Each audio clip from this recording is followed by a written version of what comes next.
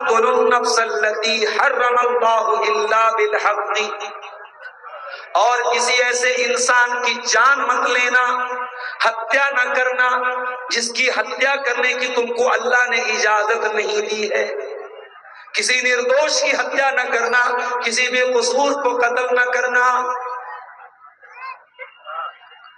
دلی میں جو بلاسٹ ہوا ہے، چلتی کار لال قلعے کے پاس اڑ جاتی ہے، کون اس کا ذمہ دار ہے؟ یہ تو ہماری سرکاری ایجنسیاں پتہ لگائیں گی۔ مگر آج اس اسٹیج سے اور اس پروگرام سے میں آپ کو یہ پیغام دینا چاہتا ہوں، اگر مان بھی لیا جائے کہ وہ دھماکہ کرنے میں ابھی کلیئر نہیں ہے کہ وہ سی این جی سلنڈر پھٹنے سے ہوا یا واقعی میں اس کار کے اندر کوئی وسفوٹک سامگری تھی، اگر مان لیا جائے کوئی وسفوٹک سامگری تھی اور یہ ایکسیڈنٹ نہیں تھا، باقاعدہ سازش تھی، حملہ تھا، اور اگر اس میں اپنے آپ کو کوئی مسلمان کہنے والا اگر واقعی میں ذمہ دار تھا تو کان کھول کر کے سن لیجئے، اسلام کا دامن اس سے پاک ہے۔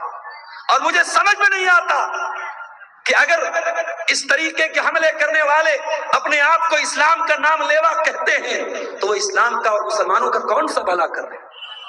جب اس طریقے کا دیش میں حملہ ہوتا ہے، پورے دیش کی فضا خراب ہوتی ہے، پورے دیش کا ماحول خراب ہوتا ہے۔ ابھی میں ٹرین پر آ رہا تھا بنارس سے، جب میں ٹرین پر پٹنہ کے لیے بیٹھا، میں چپ چاپ سے اپنی سیٹ پر لیٹا ہوا تھا، نیچے لوگ موبائل پر نیوز دیکھ رہے تھے اور گالیاں دے رہے تھے مسلمانوں کو۔ اس کا مطلب یہ ہوا کہ یہ حملہ کرانے والے یہ چاہتے ہیں کہ ماحول بگڑے اور مسلمانوں کو شک کی نظر سے دیکھا جائے اور مسلمانوں کو طعنے سننے پڑے اور مسلمانوں کا جینا حرام ہو جائے۔ اس لیے کم سے کم یہ جتنے آتنکوادی حملے ہوتے ہیں ان کو کرنے والا کوئی مسلمانوں کا ہمدرد تو نہیں ہو سکتا ہے، اس سے مسلمانوں کو کوئی بینیفٹ ملنے والا نہیں۔ یاد رکھو میرے بھائیوں، نہ مسلمان کبھی آتنکوادی ہو سکتا ہے، نہ اسلام کبھی آتنکواد کی شکشا دے سکتا ہے۔ قرآن کی آیت میں پڑھ رہا ہوں اور اللہ 10 باتوں کی وصیت ہم کو کر رہا ہے، اور ان 10 میں سے 5ویں بات کیا ہے؟ وَلَا تَقْتُلُوا النَّفْسَ الَّتِي حَرَّمَ اللَّهُ إِلَّا بِالْحَقِّ، خبردار کسی نردوش کی، کسی انوسنٹ پرسن کی، کسی بے قصور کی ہتیا مت کرنا۔ ارے اسلام تو وہ دین ہے جو ایک انسان کی جان لینے کو پوری مانوتا کا قتل قرار دیتا ہے، پوری مانوتا کی ہتیا قرار دیتا ہے۔ قرآن کہتا ہے من قتل نفسا بغیر نفس او فساد فی الارض فکأنما قتل الناس جميعا، ایک انسان کی جان لینے والا، ایک انسان کو قتل کرنے والا پوری انسانیت کا قاتل ہے۔ اس لیے یہ جتنے بم دھماکے ہوتے ہیں یا جتنے آتنکوادی کام ہوتے ہیں، کبھی غور کیجئے گا، اس سے اسلام کا تو کوئی بھلا نہیں، اس سے مسلمانوں کا تو کوئی بھلا نہیں، الٹے اس طریقے کے حادثوں کو بنیاد بنا کے اب دیکھیے میڈیا والے نیوز چلا رہے ہیں کہ صاحب ڈاکٹر پکڑے جا رہے ہیں، اس میں لکھنؤ کے ایک ڈاکٹر کو پکڑا، ایک ہریانہ کے ایک ڈاکٹر کو پکڑا، اور کہہ رہے ہیں کہ یہ جہادی لوگ ڈاکٹر بن جائیں، انجینئر بن جائیں، تب بھی یہ دوسروں کو قتل کرتے ہیں اور دوسروں کا برا چاہتے ہیں۔ آپ سمجھ رہے ہیں اس کے پیچھے سازش کیا ہے؟ اس کے پیچھے سازش یہ ہے کہ آئندہ مسلمان لڑکے جب میڈیکل کی تعلیم حاصل کرنے جائیں تو وہاں بھی ان کا جینا حرام کر دیا جائے، وہ انجینئر نہ بن پائیں، وہ ڈاکٹر نہ بن پائیں، وہ ہائر ایجوکیشن بھی حاصل نہ کر سکیں۔ تو یہ جتنے آتنکوادی حملے ہوتے ہیں یہ انسانیت کے بھی خلاف ہے، یہ بھارت کے بھی خلاف ہے، اور یہ ہمارے اسلام کے بھی خلاف ہے۔ اسلام قطعی اس کی اجازت نہیں دیتا ہے۔ یہ 5 چیزیں ہو گئی۔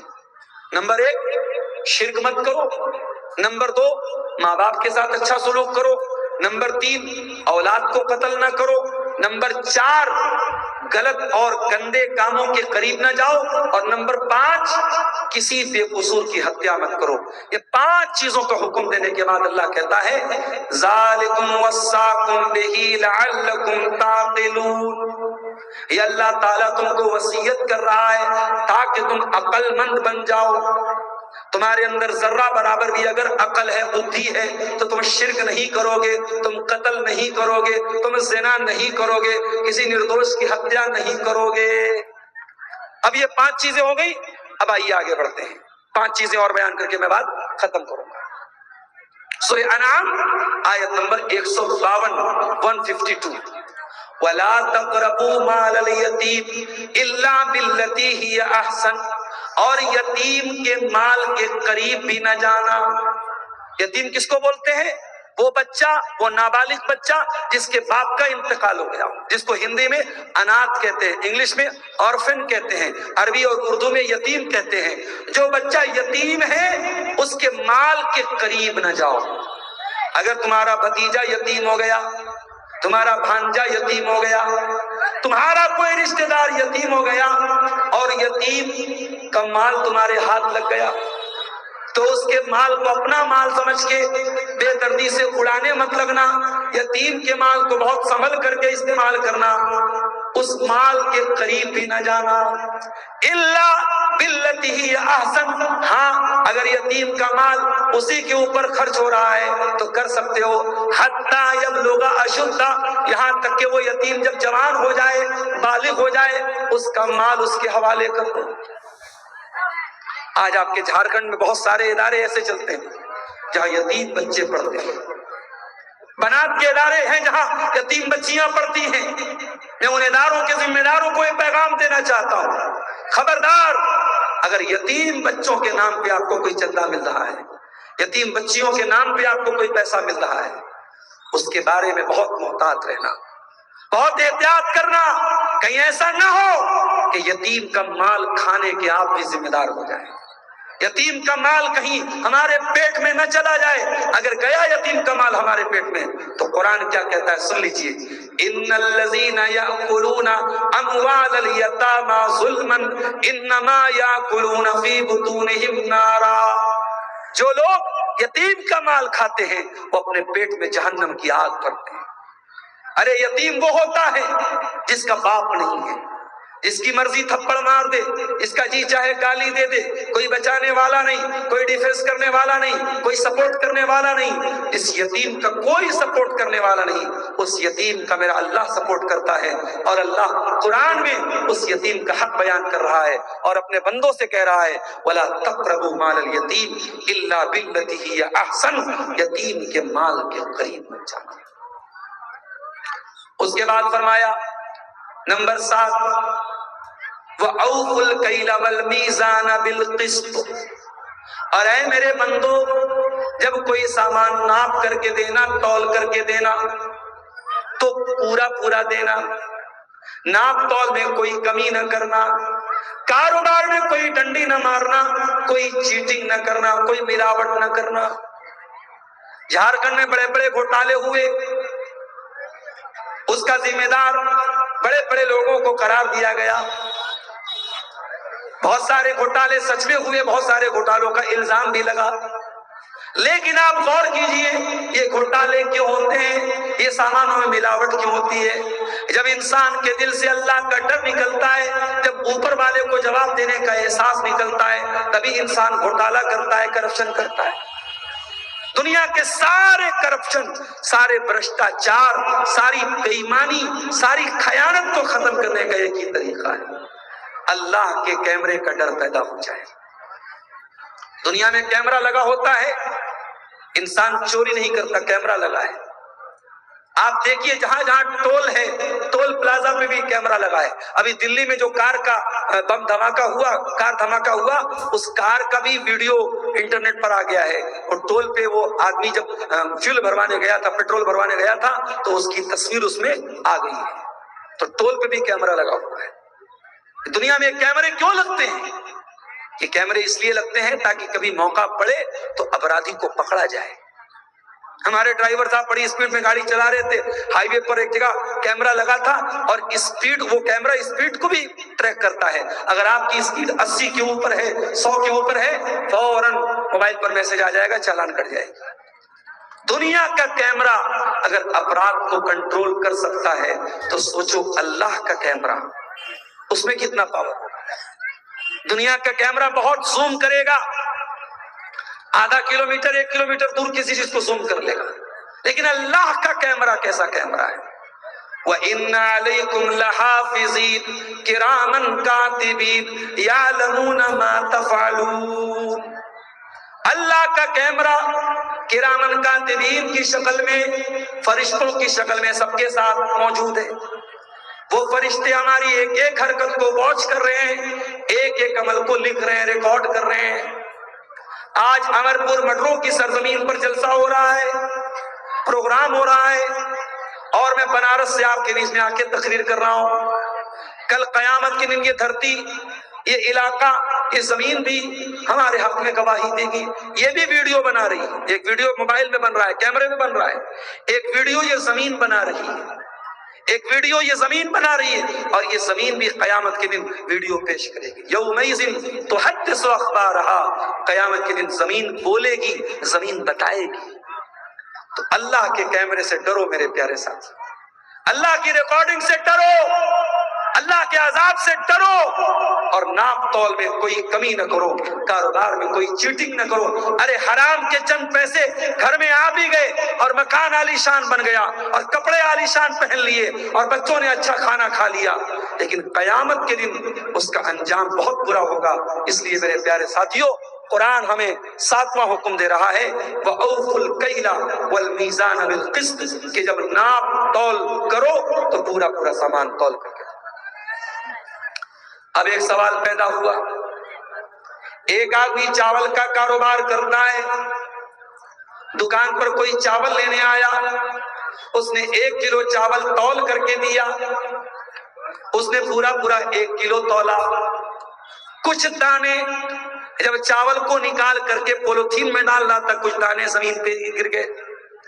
اے اللہ، تو یہ کہہ رہا ہے کہ ناپ تول پوری پوری کر کے دو، کیا اگر کچھ دانے زمین پر گر گئے اور دکاندار نے 1 کلو سامان دیا اور 1 گرام کم ہو گیا، جان بوجھ کے نہیں کم کیا تھا، انجانے میں کم ہو گیا، اے اللہ کیا ایک ایک دانے کا تو حساب لے گا؟ کیا ایک ایک گرام کا تو حساب لے گا؟ فرمایا لا نکلف نفسا الا وسعها، اے میرے بندو گھبراؤ نہیں، پریشان نہ ہو، ہم اتنا ہی بوجھ ڈالیں گے جتنا تم اٹھا سکو، تمہاری طاقت سے زیادہ تمہارے اوپر بوجھ نہیں ڈالیں گے۔ جان بوجھ کر کے جو بے ایمانی کرو گے اس کی پکڑ، انجانے میں اگر کسی کو سامان دیا اور کچھ 19-20 ہو گیا، نرم گرم ہو گیا، اس کی اللہ کیا پکڑ نہیں۔ جان بوجھ کر کے جو ملاوٹ کرو گے، جو بھرشٹاچار کرو گے، جو کٹوتی کرو گے، جو ڈنڈی مارو گے، اس کا حساب اللہ کیا دینا پڑے گا۔ تو 7 چیزیں ہو گئی۔ نمبر 8 وَإِذَا قُلْتُمْ فَعْدِلُوا، اور جب بات کرو تو انصاف کی بات کرو۔ تمہیں گاؤں کا سرپنچ بنایا گیا، تمہیں قبیلے کا سردار بنایا گیا، برادری کا سردار بنایا گیا، نکاح کا مسئلہ آتا ہے لوگ تمہارے پاس آتے ہیں، طلاق کا مسئلہ آتا ہے لوگ تمہارے پاس آتے ہیں، خلا کا مسئلہ آتا ہے لوگ تمہارے پاس آتے ہیں۔ تمہیں اگر فیصلہ کرنے کا ادھیکار دیا گیا ہے تو تم صحیح فیصلہ کرنا، انصاف والا فیصلہ کرنا، پیسے لے کر کے، رشوت لے کر کے غلط فیصلے نہ کر دینا۔ تم امیروں کے چہرے دیکھ کر کے فیصلے نہ کرنا، غریبوں کے خلاف اور امیروں کے حق میں فیصلے نہ کرنا۔ وَإِذَا قُلْتُمْ فَعْدِلُوا، جب بات کرنا تو انصاف کی بات کرنا، انصاف کی بات کرو، انیائے نہیں، نہ انصافی نہیں۔ اسلام انصاف والا دین ہے، اور کاش کوئی ہمارے میڈیا والوں کو یہ بات بتا دیتا کہ آج تم اپنی رپورٹنگ میں اور اپنی میڈیا میں سب سے زیادہ اگر کسی چیز کا قتل کر رہے ہو تو انصاف کا قتل کر رہے ہو۔ جس گاڑی میں ایکسیڈنٹ ہوا، جس گاڑی میں دھماکہ ہوا، اس گاڑی کا مالک ایک مسلمان تھا، میڈیا والے یہ تو بتا رہے ہیں، لیکن اس مسلمان نے اپنی گاڑی ایک غیر مسلم کو جس کا نام دیویندر تھا اس کو بیچا تھا۔ میڈیا اس بات کو چھپا رہا ہے۔ اس وقت ہمارے دیش کا میڈیا اتنا دھوکے باز اور اتنا بائسڈ ہو چکا ہے، اتنا کسی دیش کا میڈیا نہیں۔ میں میڈیا والوں سے کہنا چاہوں گا انصاف سے کام لو۔ تمہارا کام ملک میں نفرت کی آگ کو بھڑکانا نہیں ہے، تمہارا کام سچی پترکاریتا کو، سچی نیوز کو دنیا تک پہنچانا ہے۔ اور اسلام نیائے اور انصاف کی بات کرتا ہے۔ کسی شہر میں دنگا ہو جائے، آپ کے بھاگلپور کا علاقہ بہت قریب ہے یہاں سے، بھاگلپور کے دنگے کو لوگ آج بھی یاد کرتے ہیں، کس طریقے سے کھیتوں میں مسلمانوں کی لاشوں کو گاڑ دیا گیا تھا، آج وہ دنگے کو لوگ یاد کرتے ہیں، جب دنگا ہوتا ہے لوگ صحیح غلط نہیں سمجھتے، لوگ ستیہ ستیہ نہیں سمجھتے، لوگ نیائے انیائے نہیں سمجھتے میرے ساتھی۔ مگر قرآن وہ کتاب ہے اور اسلام وہ دین ہے جو ہمیں یہ سکھاتا ہے، چاہے دنگا ہو جائے، چاہے یدھ ہو جائے، چاہے جنگ ہو جائے، کوئی بھی حالت آ جائے، نیائے کا دامن ہمیں نہیں چھوڑنا ہے۔ قرآن کہتا ہے وَلَا يَجْرِمَنَّكُمْ شَنَآنُ قَوْمٍ عَلَىٰ أَلَّا تَعْدِلُوا اعْدِلُوا هُوَ أَقْرَبُ لِلتَّقْوَىٰ۔ اے میرے بندو، اگر جنگ کے حالات بھی آ جائیں اور تمہاری کسی کے ساتھ دشمنی ہو جائے تو دشمن کے ساتھ بھی تم انیائے نہ کرنا، نہ انصافی مت کرنا، انصاف کا دامن ہاتھ سے جانے مت دینا۔ تو قرآن کہتا ہے وَإِذَا قُلْتُمْ فَاعْدِلُوا، جب بات کرو تو انصاف کی بات کرو۔ اے اللہ، میں فیصلہ کرنے بیٹھا، میری بیوی کے خلاف ہے فیصلہ، میری اولاد کے خلاف ہے، میری ماں کے خلاف ہے، میرے باپ کے خلاف ہے، اے اللہ میں کیا کروں؟ ماں کا ساتھ دوں یا سچائی کا ساتھ دوں؟ باپ کا ساتھ دوں یا سچائی کا ساتھ دوں؟ بھائی کا ساتھ دوں یا سچائی کا ساتھ دوں؟ قرآن کہتا ہے وَلَوْ كَانَ ذَا قُرْبَىٰ، اگر تیرے اپنوں کے خلاف پڑ جائے تب بھی تو صحیح فیصلہ کرنا، نیائے والا فیصلہ کرنا، ستیہ والا فیصلہ کرنا۔ اللہ اکبر، یہ ہے اسلام۔ اگر آپ فیصلے کی کرسی پر بیٹھے ہیں، آپ جج ہیں، آپ پنچ ہیں، آپ سردار ہیں، تو آپ کا فیصلہ باعث نہیں ہونا چاہیے، آپ کا فیصلہ نیائے والا ہونا چاہیے، جسٹس والا ہونا چاہیے۔ 8 چیزیں ہو گئی۔ نمبر 9 وَبِعَهْدِ اللَّهِ أَوْفُوا، اور اے میرے بندو، اللہ تعالیٰ سے تم نے جو وعدہ کیا ہے اس وعدے کو پورا کرو، اس وعدے کو نبھاؤ۔ اللہ سے وعدہ کر کے وعدہ خلافی مت کرو۔ اللہ سے ہم نے کیا وعدہ کیا ہے؟ ہماری پیدائش کے ہزاروں سال پہلے جب اپنے باپ آدم کی پیٹھ میں ہم تھے اور ابھی ہم دنیا میں پیدا نہیں ہوئے تھے، اس وقت اللہ تعالیٰ نے پوری آدم کی اولاد کو اکٹھا کر کے ان سے ایک وعدہ لیا تھا۔ کیا وعدہ لیا تھا؟ الستُ بربکم، کیا میں تمہارا رب نہیں ہوں؟ اور آدم کی ساری اولاد نے جواب دیا بلا، ہاں اے اللہ تو ہی ہمارا رب ہے۔ ہم نے اللہ سے یہ ایگریمنٹ کیا تھا کہ اے اللہ ہم تجھے اپنا رب مانیں گے۔ اور آج اگر دنیا میں کوئی اللہ کو اپنا رب نہیں مانتا ہے اور کوئی غیر اللہ کے آگے سر جھکاتا ہے، کوئی پیڑ کی عبادت کرتا ہے، کوئی ندی کی عبادت کرتا ہے، کوئی جانور کی عبادت کرتا ہے، کوئی قبر کی عبادت کرتا ہے، وہ اللہ کے ساتھ وعدہ خلافی کر رہا ہے۔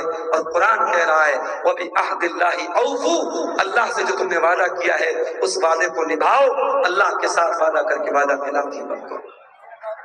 تو یہ 9 چیزیں ہو گئی۔ اب اس آیت کو ختم کرتے ہوئے اللہ کہتا ہے ذالکم وصاکم بہ لعلکم تذکرون، یہ بھی اللہ تعالیٰ تم کو وصیت کر رہا ہے تاکہ تم نصیحت حاصل کرو۔ یتیم کا معاملہ، اس کا تعلق نصیحت سے ہے۔ ناپ تول میں کمی کا مسئلہ، اس کا تعلق نصیحت سے ہے۔ جب بات کرے آدمی انصاف کی بات کرے، اس کا تعلق نصیحت سے ہے۔ اور اسی طریقے سے وعدہ کرے، وعدہ پورا کرے، اس کا تعلق نصیحت سے ہے۔ اس لیے قرآن کہہ رہا ہے کہ اللہ کی وصیت ہے تاکہ تم نصیحت حاصل کرو۔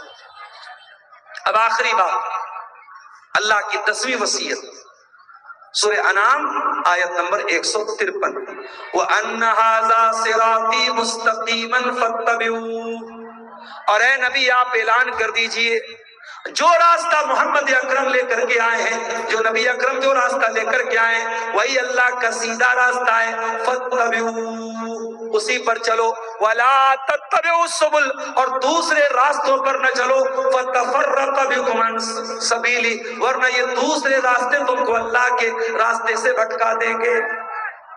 نبی نے جو راستہ دیا ہے اسی ہائی وے پر چلو، اس ہائی وے کو مت چھوڑو، اس صراط مستقیم کو مت چھوڑو۔ کون کیا کہہ رہا ہے؟ ہمارے بزرگوں نے کیا کہا، ہمارے بڑوں نے کیا کہا، ہمارے پیروں نے کیا کہا؟ نہیں، جو رسول نے کہا، جو اللہ نے کہا، اسی منہج پر، اسی صراط مستقیم پر چلتے چلے جانا ہے۔ اللہ کہہ رہا ہے وَأَنَّ هَذَا صِرَاطِي مُسْتَقِيمًا فَاتَّبِعُوهُ، اسی سیدھے راستے پر چلتے چلے جاؤ، دوسرے راستوں کی پیروی مت کرو۔ پتہ یہ چلا صراط مستقیم کا راستہ ایک ہے۔ اور سن لو دنیا والو، اہل حدیث کی دعوت اسی صراط مستقیم کی دعوت ہے۔ اہل حدیث کبھی نہیں کہتا ہمارے بزرگوں کی طرف آ جاؤ، ہمارے علماء کی طرف آ جاؤ، ہمارے مفتی صاحب جو کہہ رہے وہ مان لو۔ اہل حدیث کہتا ہے آؤ رب کے قرآن کو مان لو اور مصطفیٰ کے فرمان کو مان لو۔ یہی رب کا قرآن اور مصطفیٰ کا فرمان، یہی وہ صراط مستقیم ہے، اس پر نبی چلتے تھے، اس پر صحابہ چلتے تھے، اور اسی پر چلنے کی دعوت آج اہل حدیث کا بچہ بچہ دیتا ہے، الحمدللہ۔ تو میرے پیارے ساتھیوں، یہ 10 وصیتیں اللہ تعالیٰ نے سورہ انعام کی ان 3 آیتوں میں ہمیں بیان کی ہیں۔ ہم چونکہ وقت بھی میرا پورا ہو رہا ہے اور مجھے فوراً ابھی نکلنا بھی ہے، صبح کلاس بھی کرنی ہے بنارس پہنچ کر کے، ہم اللہ سے دعا کرتے ہیں رب العالمین ان 10 وصیتوں پر ہم سب کو عمل کرنے کی توفیق عطا فرما۔ رب العالمین ہمیں